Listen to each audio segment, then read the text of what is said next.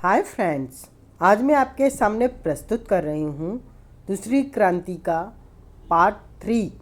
नफरत का जवाब नफरत से देने से नफरत बढ़ती है भैया, पारो बोली। नफरत को प्यार से खत्म किया जाता है। मेरे सिद्धांत में ईंट का जवाब पत्थर है। जबर चीख पड़ा, दिल से कहो पारो कि क्या तुम कभी इन्हें माफ़ कर सकती हो? कर सकती नहीं भैया, माफ़ कर दिया है।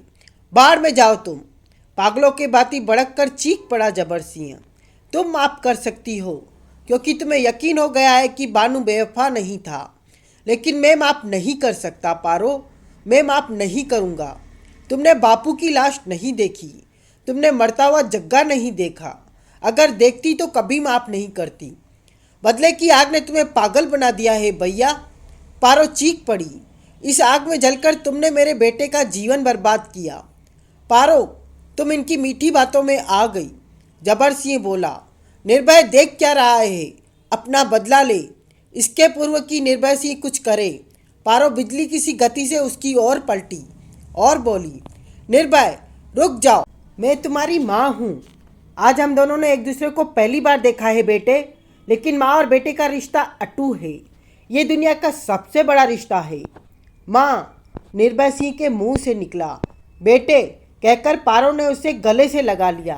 बोली, तेरे लिए कितनी तड़प रही थी बेटे, तुझे देखने के लिए मेरी आंखें तरस गई थी। सोचा था कि भैया ने तुझे कोई बड़ा आदमी बनाया होगा, लेकिन जब सुना कि निर्भय सिंह नाम के एक डाकू ने राणा प्रताप को मौत के घाट उतार दिया है और अब अपने सम्राट और अभय सिंह को कत्ल करने की धमकी दी है, तो मेरा दिल तड़प उठा। तुम नहीं जानते बेटे कि इससे अधिक दुख मुझे उसी दिन हुआ था जब भैया ने इन सबके लिए तेरे दिल में नफरत भर दी थी और तुझे इंसान से दरिंदा बना दिया। लेकिन नहीं बेटे, ये इतने दोषी नहीं है जितने तुम्हें बताए गए हैं। इनका जो थोड़ा सा दोष है वो भी मजबूरियों की बेड़ियों में जकड़ा हुआ है। क्षमा करने वाला बहुत बड़ा होता है बेटे। देख, यह है राधा रमणी। पूछ अपने मामा से जिस रात तुम पैदा हुए थे। अगर उस रात यह आकर हमें सूचना नहीं देती कि राणा प्रताप तुम्हें कत्ल करवाना चाहते हैं, तो आज तेरा अस्तित्व ही नहीं होता। इसने न केवल खबर दी, बल्कि तुम्हें और भैया को अपनी जान पर खेलकर बाहर निकाला। जिसने तुम्हें जीवन दिया, क्या तुम आज उसी का सुहाग उजाड़ दोगे? जिसके कारण आज तुम इतने बड़े हो गए, क्या तुम उसके खून से अपने हाथ रखोगे? माँ, एक बर्राई सी आवाज़ निर्भय के कंठ से निकली। उसका अंतर्मन जाग उठा। राधा भी तुम्हारी माँ है निर्भय। जबर सिंह बीच में ही चीख पड़ा, तुम मेरा आदेश मानोगे या नहीं? नहीं, उत्तर में चीख पड़ी पारो। अब मेरा बेटा किसी के खून से हाथ नहीं रगेगा। मैं तुमसे पूछ रहा हूँ निर्भय। जबर सिंह की गर्जना बड़ी भयानक थी। नहीं मामा, निर्भय धीरे से बोला। जब माँ ने इन्हें क्षमा कर दिया तो चुप रहो, दहाड़ उठा जबर सिंह। अब एक शब्द भी मत बोलना निर्भय, वरना जबान खींच लूँगा। बहुत हो लिया, मैंने तुम्हें भी देख लिया पारो। तुम भी खूब रही, जिनकी वजह से मेरा सब कुछ बर्बाद हो गया, जिन्होंने मुझे डाकू बनाया, जिनसे प्रतिशोध लेने के लिए मैं सारे जीवन तड़पता रहा, उनको पल भर में तुमने माफ़ कर दिया। अपने भाई के बारे में नहीं सोचा, जो सिर्फ तुम्हारे लिए आज तक जलता रहा। ठीक है पारो, तुमने ठीक ही किया। तुमसे प्यार किया, यही मेरा गुनाह है। आज तुमने मेरे दिल पर घातक चोट की है। और तुम भी सुनो निर्भय, बचपन से तुम्हें पाला, तुम्हारे लिए न जाने कितने कष्ट सहे, लेकिन माँ के मिलते ही मुझे छोड़ चले। ठीक है बेटे, ठीक है, मेरे भाग्य में तो दर्द ही है। तुम सुनो भानु, ये दोनों तुम्हारी मार्मिक कहानी से पिघल गए हैं, लेकिन मैं तुम्हें छोड़ने वाला नहीं हूँ। मैं बदला लूँगा। इस स्टेट के बच्चे बच्चे के खून से अपने जिगर की प्यास बुझाऊंगा। सुनो, सब कान खोल कर सुनो। जबर सिंह जा रहा है। जिसने माँ का दूध पिया है वो रोक ले। रुक जाओ भैया, पारो जोर से चीखी। बको मत पारो। खूनी शेर के बाती जबर सिंह दहाड़ उठा। अपनी आवाज़ को हमारी आवाज़ में बुलंद करने की चेष्टा मत करो, वरना हमेशा के लिए खामोश कर दी जाओगी। कहते हुए जबर सिंह हॉल के द्वार खोला और तेजी के साथ बाहर निकल गया।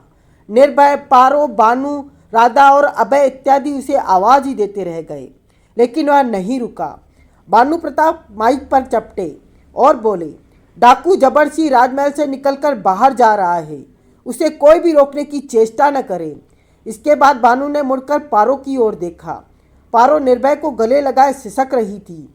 उसने कहा, बेटे राधा तेरी माँ समान है, भानु प्रताप तेरे पिता हैं, अभय तेरा छोटा भाई है, चल अपने माता पिता के चरण छू। निर्भय कटार फेंक चुका था। उसने बारी बारी से राधा और भानु के चरण छुए। भानु प्रताप ने उसको कलेजे से लगा लिया और फूट फूट कर रोने लगे। पारो और राधा गले मिल गई। जबर सिंह को फिर नहीं देखा गया। बड़ी खुशी के साथ अभय और सविता की शादी हुई। इसका मतलब तो ये हुआ कि हमारे बाप में और तुम्हारे बाप में तथा दादा में संधि हो गई, लेकिन जबर नहीं माना। विजय बोला, हाँ भैया। रेना ने कहा, तो फिर हमारे बापूजान राजनगर में कैसे पहुंच गए? अभी तक तुमने यह भी नहीं बताया कि हमारी दादी यानी पारो जीवित कहाँ से पैदा हो गई। अभय सिंह की शादी इत्यादि के बाद भानु प्रताप ने पारो से पूछा कि पारो जीवित कैसे बच गई और अब तक वह कहाँ थी। तो पारो ने बताया कि इसे बेहोश करके समुद्र में डाल दिया गया था। बेहोश होने के कारण वह यह बात नहीं जानती थी, पर जब उसे होश आया तो उसने खुद को मच्छरों की एक बस्ती में पाया। बाद में पता लगा कि इन मच्छरों ने उसे समुद्र से बचाया था। इस दुर्घटना के बाद से ही उसकी आवाज़ में परिवर्तन हो गया था। कदाचित पानी में अधिक देर रहने के कारण कंठ पर कोई दुष्प्रभाव हुआ था। जब मच्छरों ने उसे बिल्कुल ठीक किया तो काफ़ी समय गुजर चुका था। मच्छरों की बातों से ही उसे यह बात भी पता लगी कि भानु की शादी राधा नामक किसी राजकुमारी से हो गई है। यह जानने के बाद उसने भानु से भी मिलने का साहस खो दिया। उसने मच्छरों को भी नहीं बताया कि वह कौन है, बस एक विधवा के बाती उन्हीं में रहने लगी।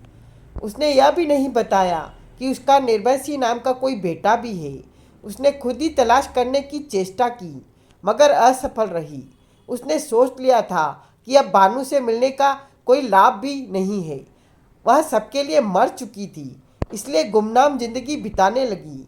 इसी तरह 20 वर्ष गुजर गए और अचानक उस दिन उसके दिल को एक धक्का सा लगा जब उसने मच्छरों से होती हुई यह चर्चा सुनी कि निर्भय सिंह नामक किसी डाकू ने सम्राट राणा प्रताप को बड़े निर्मम ढंग से कत्ल कर दिया है।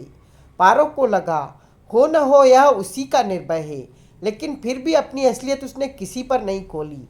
उसे यह भी पता लगा कि निर्भय ने राजा के सारे वंश को खत्म करने की सौगंध ली है। बस उसी दिन से वह बेचैन हो उठी। वह हर रोज रात राजमहल के आसपास कहीं छुपी रहती थी ताकि निर्भय से मिल सके और उसे यह बताकर कि वह उसकी माँ है, उसे यह जघन्य अपराध करने से रोक सके। परंतु डाकू नहीं आए।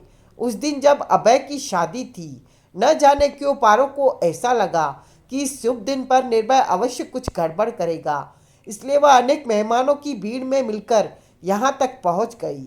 जब यह सामने प्रकट नहीं हुई थी, इसके पूर्व यह भानु और राधा के सामने नहीं पड़ी थी। जब उसे यह पता लगा कि राधा ही वह लड़की है जिसने उसके बेटे और भाई को बचाया था, तो उसने और अधिक निश्चय कर लिया कि वह राधा की मांग के सिंदूर की रक्षा करेगी, और वक्त आने पर उसने की भी। जहाँ तक मुझे याद है रेना बहन, ब्लैक बॉय बोला, आपने यह सुनाया था कि जब पारो को राणा प्रताप ने हंटरों से मार मारकर जोरावर को यह आदेश दिया था कि इसे समुद्र में डाल दो, उस समय राधा भी वहीं उपस्थित थी। तो फिर उसने पारो को सागर में से क्यों नहीं बचाया? यही प्रश्न पारो ने राधा से किया था। रैना ने बताया तो राधा ने बताया कि भानु प्रताप को दिए हुए वचन के अनुसार वह हर संभव तरीके से पारो की मदद कर रही थी, लेकिन उसे इस बात का भी डर था कहीं राणा प्रताप को यह पता न लग जाए कि वह उसकी मदद कर रही है। वह उन दिनों भानु की मंगेतर होने के नाते अपने पिता के साथ वहां आई हुई थी। जिस समय जबर के भाग जाने के बाद पारो को तहखाने में यातनाएं दी जा रही थी, उस समय राधा के समीप राणा प्रताप के डील डोल वाला वह इंसान अन्य कोई नहीं बल्कि राधा के पिता थे। खुलकर तो राधा पारो की सहायता नहीं कर सकती थी, क्योंकि उसे अपने पिता और ससुर का डर था। उसने केवल यह सुना कि पारो को समुद्र में डाल दिया जाएगा। उसके बाद वह भी राणा प्रताप और अपने पिता के साथ चली गई। उसने पारो की सहायता करने के लिए उनसे पीछा छुड़ाने की बहुत कोशिश की, लेकिन उन दोनों ने राधा को उस सारे दिन एक पल के लिए भी अलग नहीं होने दिया।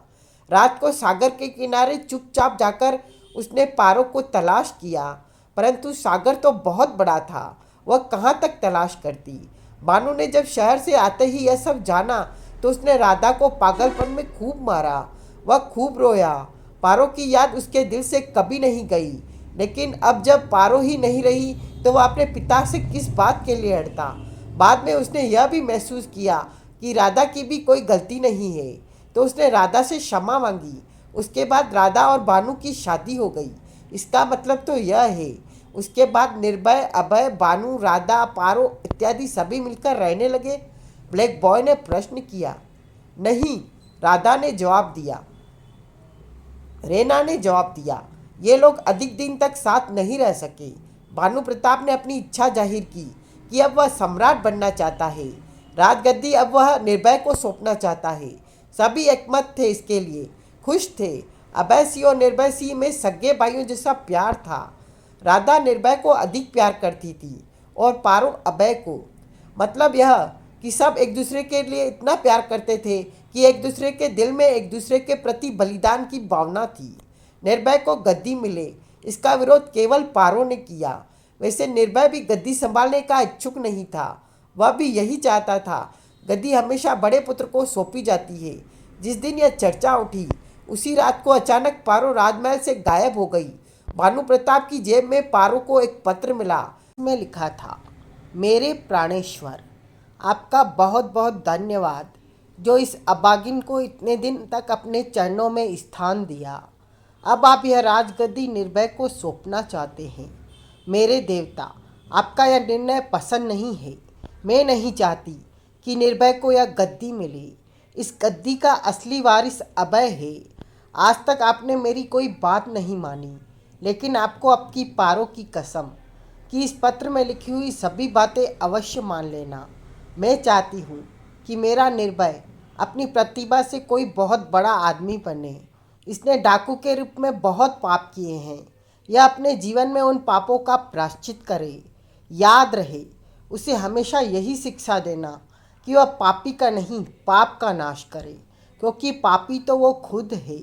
पापी का नाश तो केवल उसी समय करे जब पाप का नाश करने के लिए यह आवश्यक हो जाए।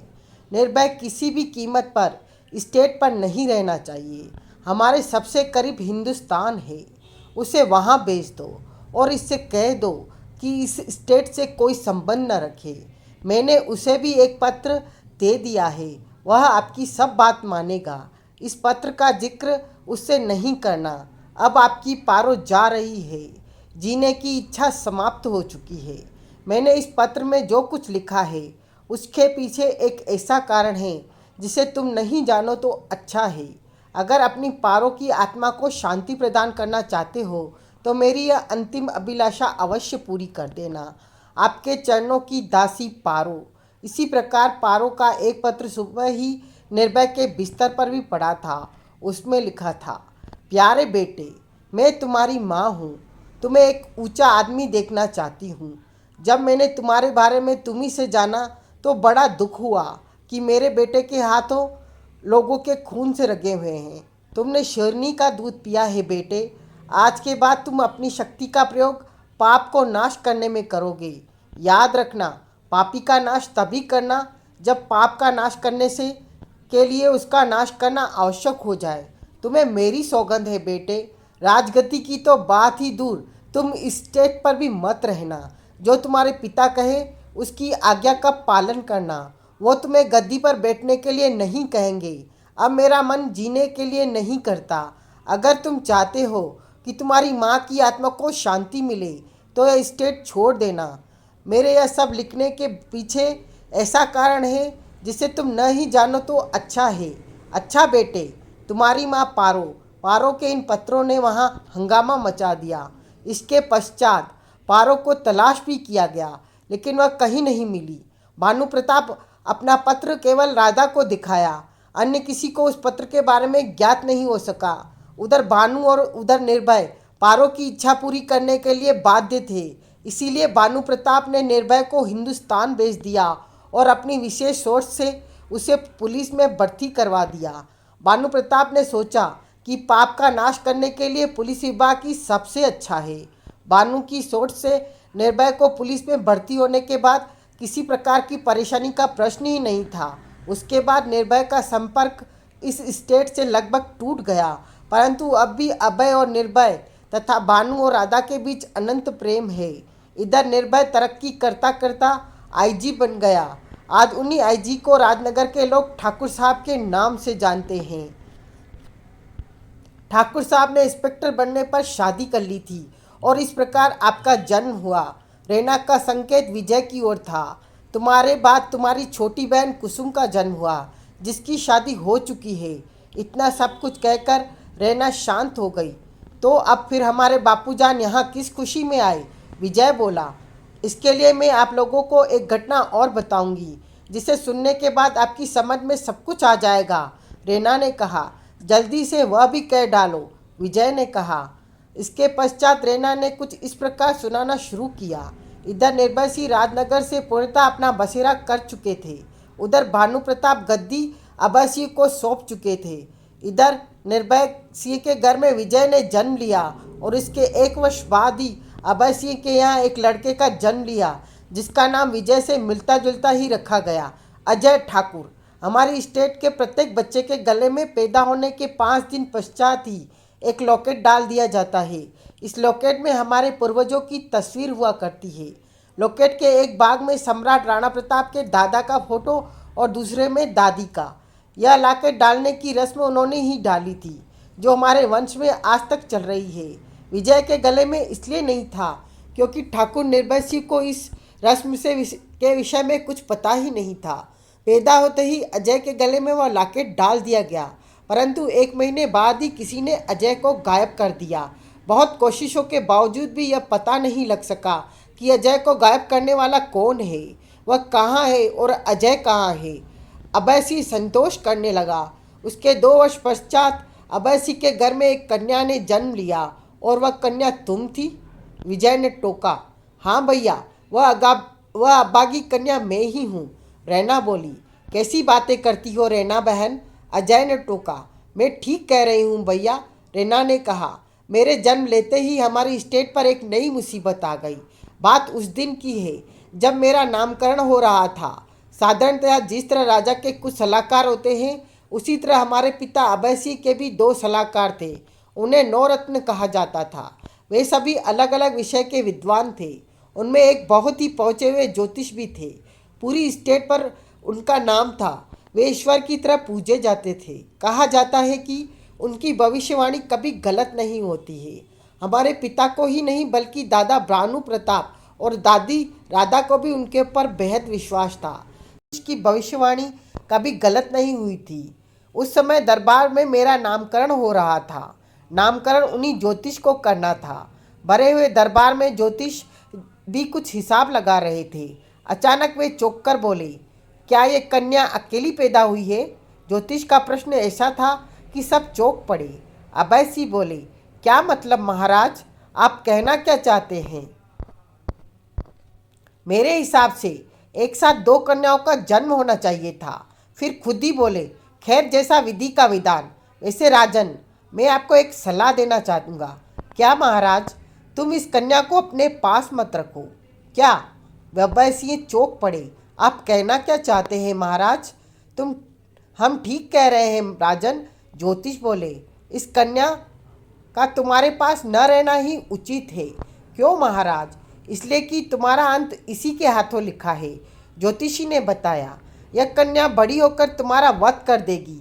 सारा दरबार चौंक पड़ा। सबके मुंह से आश्चर्य मिश्रित चीख निकल पड़ी। सविता ने झपटकर अपनी नन्ही सी बच्ची को कलेजे से लगा लिया। बोली, नहीं नहीं, मेरे अजय के बाद ये ही पैदा हुई है। मैं इसे दूर नहीं रह सकती। धैर्य रखो रानी साहिबा, ज्योतिष बोले।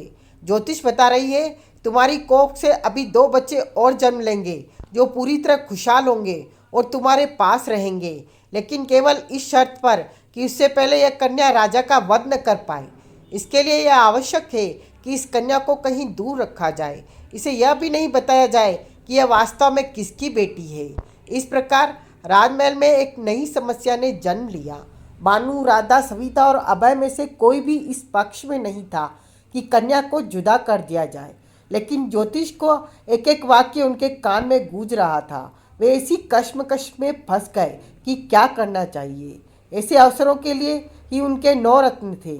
9 रत्नों ने सलाह की गई। निर्णय यही हुआ कि कन्या को कहीं दूर रखा जाए। अब प्रश्न यह उठा कि कन्या को रखा कहाँ जाए।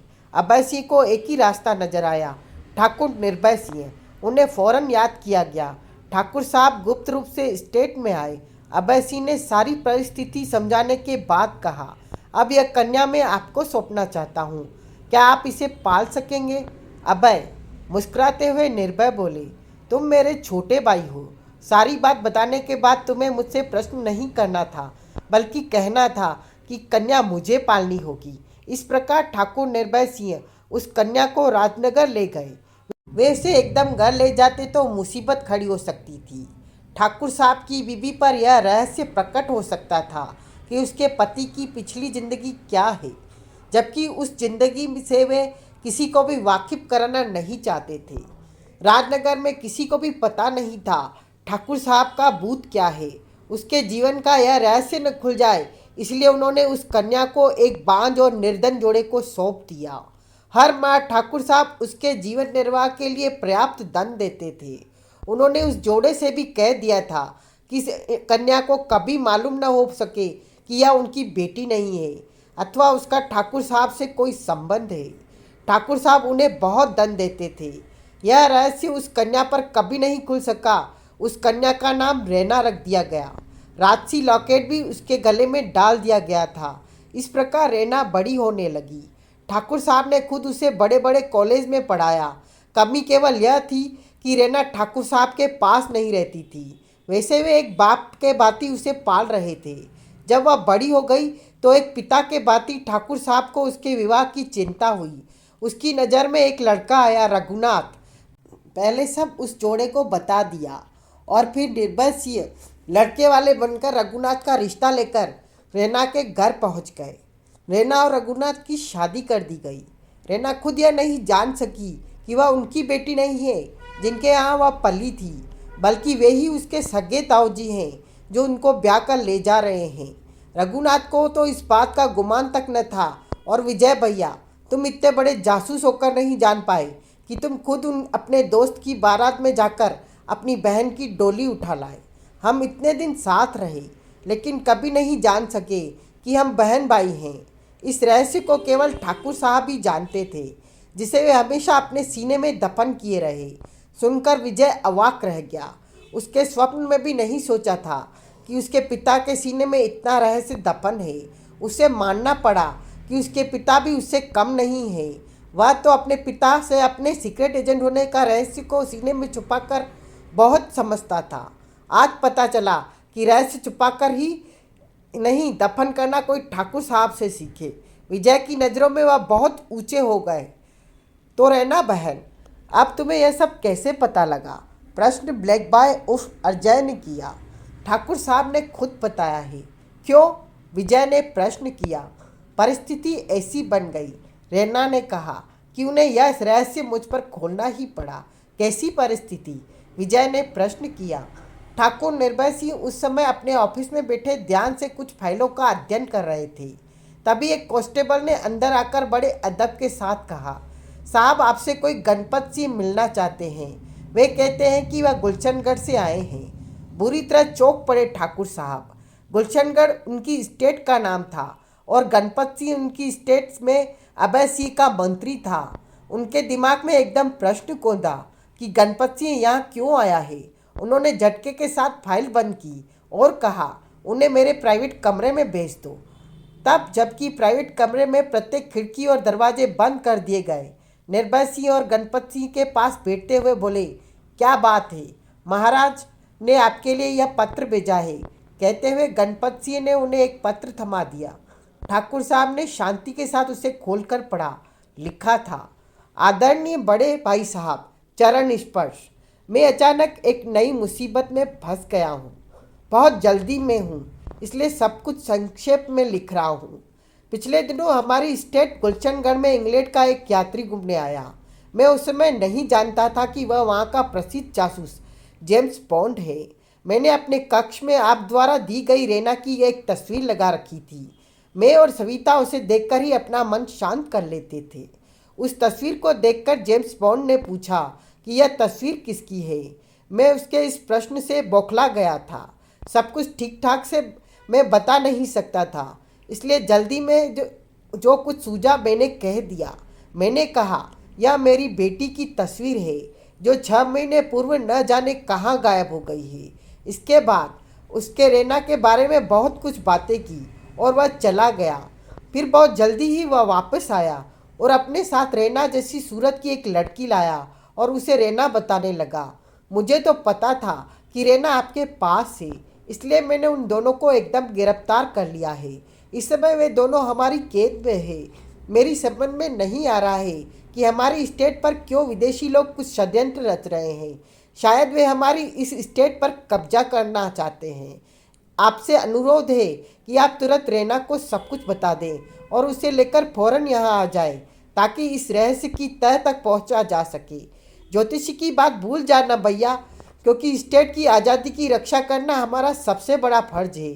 हमें इस रहस्य तक पहुँचना है, चाहे रेना मुझे मार ही डाले। स्टेट मेरी नहीं, आपकी है भैया। मैं तो आपका प्रतिनिधि मात्र हूँ।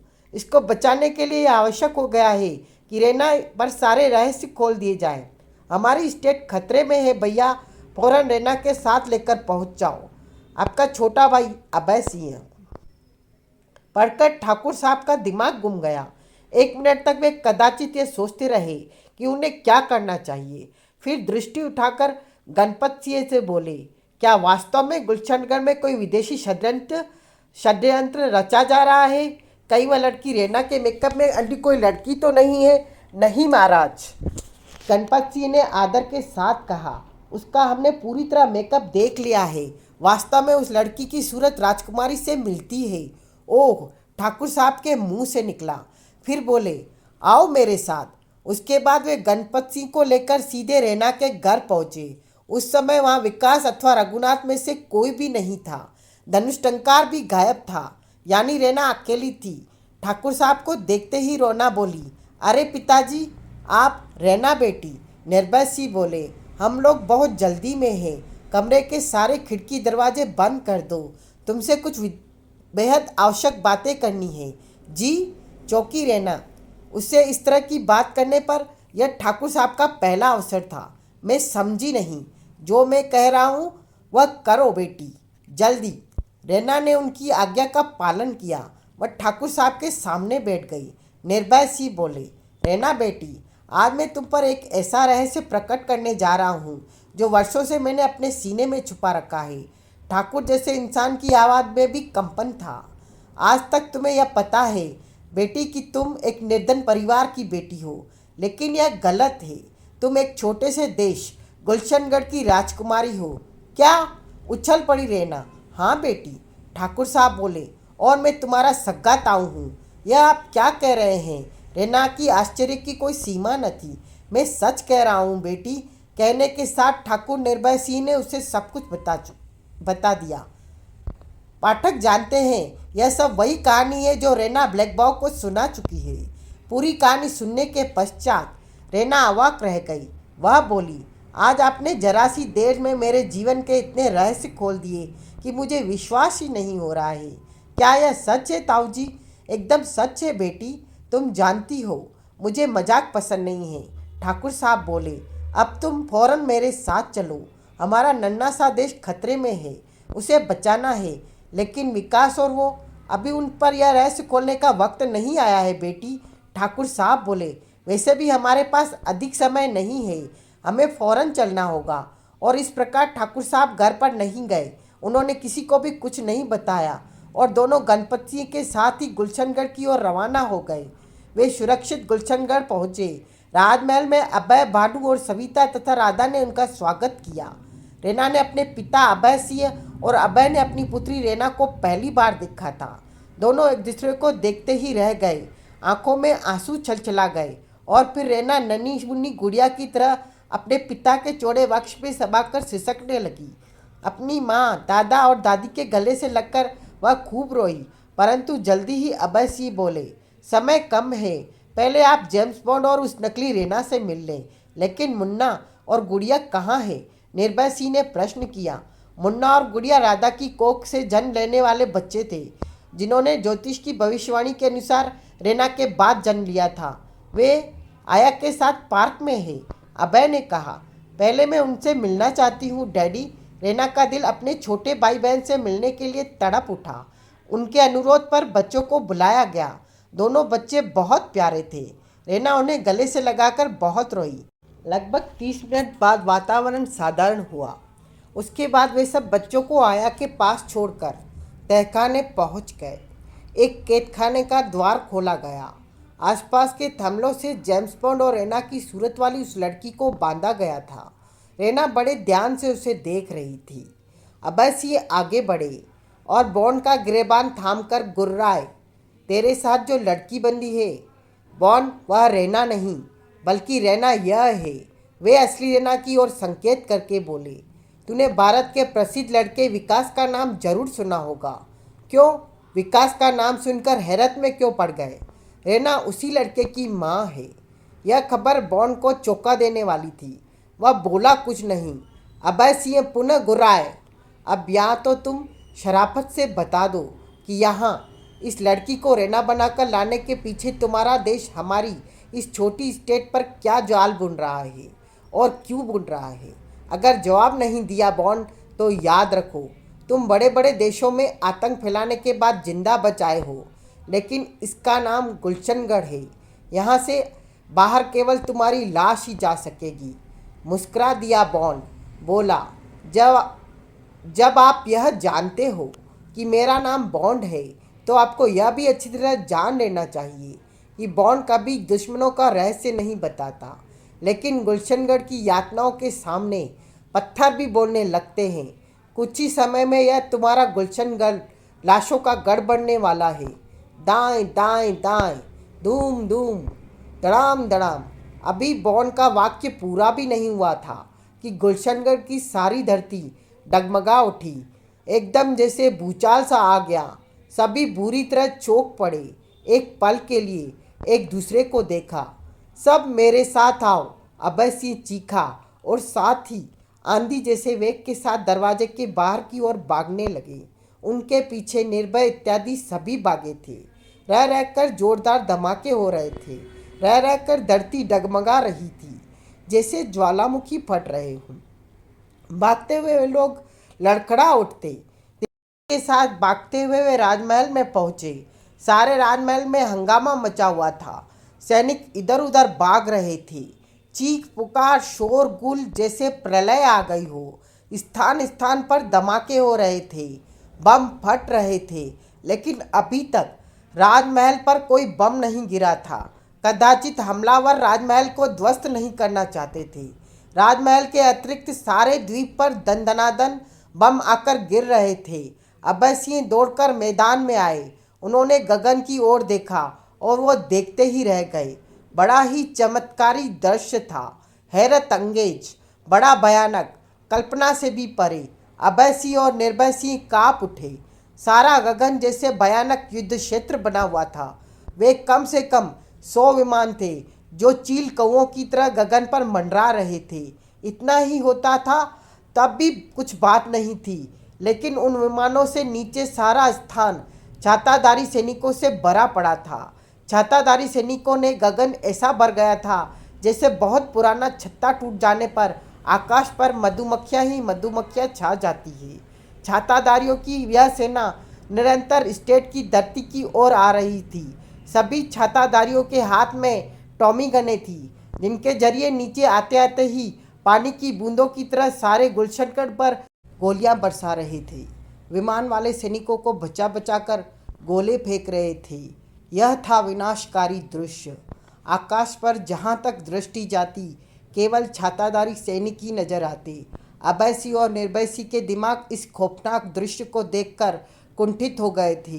गुलशनगढ़ जगह जगह से आग के शोलों में लिपट चुका था। जहाँ बम गिर जाता वहीं भयंकर आग लग जाती। इंसानी चीखों से मानवता कांप उठती। सैनिक नीचे से छाताधारियों का मुकाबला करने लगे, लेकिन असफल रहे। सारे गुलशनगढ़ पर एकदम प्रलय छा गई। बड़ा विनाशकारी दृश्य बनता जा रहा था। सारा गुलशनगढ़ युद्ध क्षेत्र बन गया। गोलियां, आग, शोले, चीखे, बस यही सब कुछ था। गुलशनगढ़ की धरती लाशों से पटती चली जा रही थी। मौत, मौत और केवल मौत थी। बरसते बम और गोलियां, दधकती आग, लपलपाते शोले, मानवता को पुकारती चीखें। इमारतें गिर रही थी। गुलशनगढ़ कब्रिस्तान बनता जा रहा था। जबरदस्त प्रलय आई थी। मौत का क्रूर पंजा गुलशनगढ़ पर पूरी तरह फैल चुका था। रेना ने इस दृश्य को देखा तो उसकी रूह तक कांप उठी। छाताधारी सैनिकों ने को कोई नहीं रोक सका। धीरे धीरे वे गुलशनगढ़ की धरती पर उतरने लगे। किसी की समझ में नहीं आया कि यह एकदम क्या से क्या हो गया। यह विनाश, यह प्रलय, यह सब क्यों हुआ। इस समय किसी के पास समझने का अवसर ही नहीं था। धरती बुरी तरह डगमगा रही थी। निर्भय सिंह तेजी के साथ चीखे, रहना बेटी, तुम मुन्ने और गुड़िया को संभालो। लगता है ब्रिटेन ने इस छोटी सी बगिया पर हमला कर दिया है।